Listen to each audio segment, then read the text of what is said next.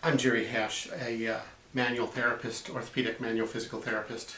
I practice at Hesch Institute in Aurora, Colorado, and I treat joints in the body with a whole body approach. Paul is a 52-year-old construction worker, and he blames getting out of the forklift repeatedly and stepping onto his left foot as causing pain in the region of the left cuboid. And he spent several $1,000s over the last couple of years. And you've had a chiropractor try to mobilize your calcaneus? Yes. Okay. And Paul thinks it's his cuboid, not his calcaneus. And of course the calcaneus makes a joint with the cuboid. Okay. I submit that calcaneal mobility is important, but I'll demonstrate on his foot the restrictions that we find. But I'd like to add that cuboid syndrome can begin in the hip. And I'll show you the difference in his hip extension. So he's about 10 degrees and there's a hard end feel. And his cuboid syndrome is on the left side. Just relax. Let me bend your knee and I'll do the lifting. He's 20 degrees on the right. Okay? Now let's have you lie on your back.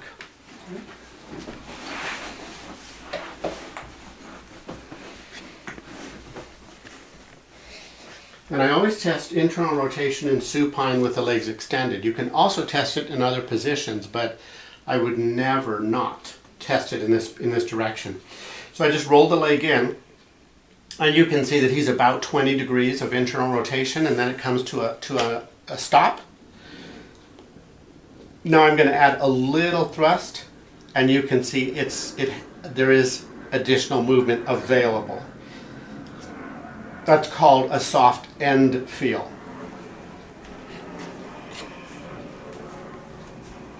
On his left hip, I can only rotate at 10 degrees, and then there is a hard end feel. So this tends to make him weight bear on the lateral aspect of his foot.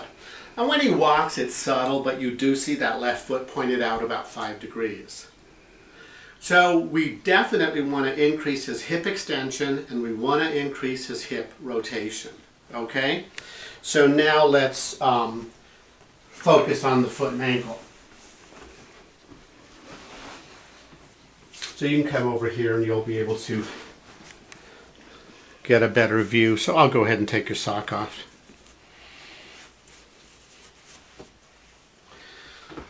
His right foot and ankle, I can come underneath the fibula and I can spring it superiorly. There's movement that translates through it all the way up to his hip. I can come on top of the malleolus, which is the bottom of the fibula, and I can take up the slack. It's real subtle, but I can feel a spring. I doubt the camera gets that, but I feel a spring, a normal little give. Not much, just a small give, and that's normal. Okay? Then I block the tibia and come underneath that fibula, and I lift it up towards the ceiling. There's a tiny little bit of give, and then the fibula goes all the way up here. Here's the fibular head, below the knee, and I come behind it, stabilize tibia, and I give a little spring with a little bit of a lateral force, and there is a tiny, tiny little bit of yield. Okay?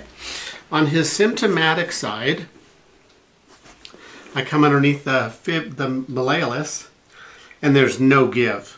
I'm not able to take up any slack, and I'm using a reasonable amount of force, pushing straight up, and there's no movement.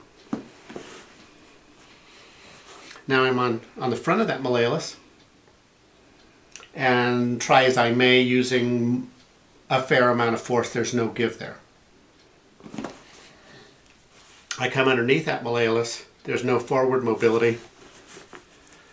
I come under the fibular head, and I'm trying to spring it forward, and there's no give. Okay? Now I'm going to test midfoot mobility, and you have to allow a finger's width, because you don't want to be on the talar head or the neck or the head of the talus. And so I'm going to come down below that capture navicular, and I'm trying to rotate his midfoot into pronation and there's no movement. This is what midfoot pronation looks like. I'm sure the camera can see that movement. Okay? So he's really walking on the outside border of his foot. Okay? And in my other cuboid videos, you'll see that I make a strong case for needing to mobilize other joints, not just the cuboid. Okay?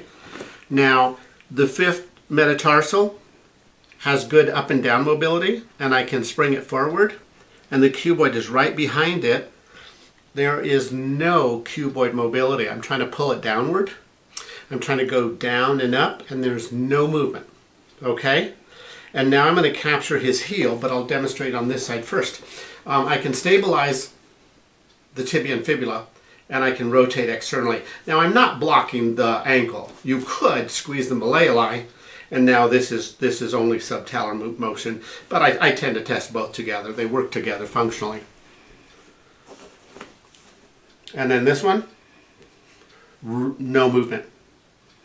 The movement is called abduction, where the front of the calcaneus moves outward. And there's no abduction. You can see that there is a deduction. I can make the foot rotate medially. So he's stuck in a subtalar joint as well.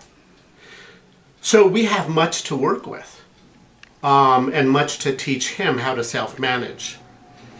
And my hands-on work should be once or twice. At that point, he should be independent in self-treatment. He lives New Jersey? Yeah.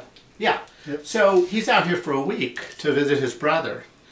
And so he's not able to come and see me, regularly, but my philosophy is make the patient independent within 1 to 3 visits. Now, I'm going to demonstrate. Let's go ahead and stop filming, and then we'll film again, and I'll show you what the treatment will consist of. So let's stop right now.